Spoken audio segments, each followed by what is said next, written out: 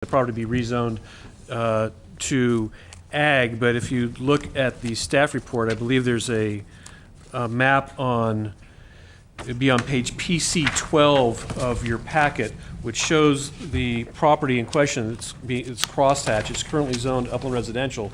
And you can see that on that map, it only touches to a point of lands zoned agriculture that lie to the southwest. We thought it'd be more appropriate that it be rezoned to rangeland, and we've discussed that with the applicant's agent, and he does not object to that. What is of concern has to do with the Williams-Knapp contract. In recent last year or so, the county's become more and more aware of policies of the Department of Conservation about how local agencies should administer the Williams-Knapp program, and the state have developed a process called rescind and reenter, which is available within state law, but we do not have codified within local ordinance, on a procedure whereby an applicant could reconfigure an existing Williams-Knapp contract, and what in essence would happen is the project would be canceled and then automatically re-entered into a new contract with the new adjusted configuration for lands to be included in the Williams-Knapp. In times past, when the county added lands to a Williams-Knapp contract, we just adopted a new contract that would be amended, and that would be amended to the existing contract. The state is suggesting that the more appropriate procedure would be to rescind and re-enter and have a new perimeter description prepared, not a survey, but a perimeter description prepared to show that all that affected land is now under that Williams-Knapp contract.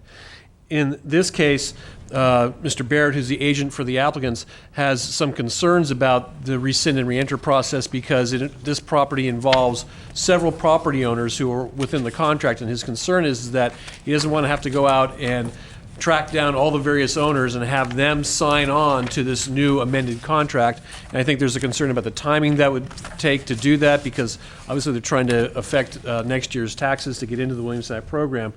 And so he has a general concern about the rescind and reenter process. We acknowledge that the county hasn't adapted its local ordinances to facilitate that, but we do think it's something that could proceed regardless.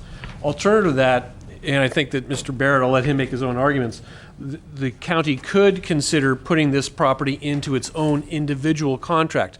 Typically, contracts are 100 acres, but it is provided for within the county code that if the county finds that this has value, in essence, as agricultural land, and it's less than 100 acres, it could be within its own separate contract. So that would be an alternative choice for you if that's the direction you wish to go. With that, I'll try to respond to your questions. Questions to Mr. Lynch? To the clerk, you have a... I also wanted to point out that you have an updated agenda summary with a one-page staff memo from the planning department that was distributed midday today. So we just want to make sure that's the one that you're working from when you consider an action. And it says updated replacement across the top. This one? So you can borrow this. That's one you already approved.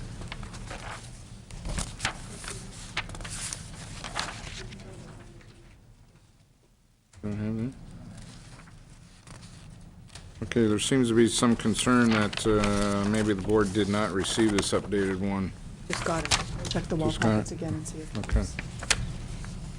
Okay. Okay, questions of Mr. Lynch at this point from the board?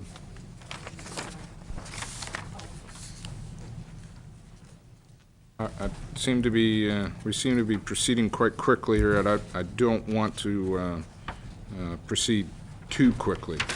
So I want to make sure everybody has this updated form and we're doing this correctly. Christy, what do I not have?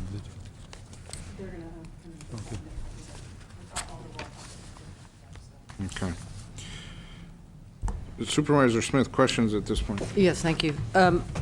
Mr. Lynch, so in the new memo with today's date, coming from your department, it recommends, I'm assuming, I guess my question is, are you recommending alternative number one? It's at the bottom of that page.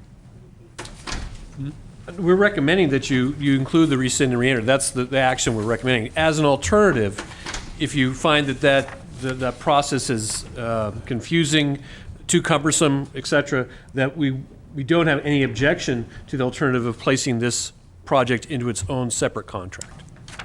But that's more tedious or more time-consuming, or? Actually, in its own separate contract would be less time-consuming, less tedious, but you would have to, the section of the code, this is in section 22-08-020, says agricultural preserves of less than 100 acres may be established by the Board of Supervisors if the board finds that smaller parcels are necessary due to the unique characteristics of the agricultural enterprises in the area, and the establishment of the preserve of less than 100 acres is consistent with the general plan of the county. And we don't have an objection if you wish to make that finding. What was the Planning Commission's? The Planning Commission, I think they generally supported the staff recommendation, although there was a number of comments made that they didn't want anything to cause extra cost or inefficiencies within putting lands into the Williamson Act. And either of these options would do that, or?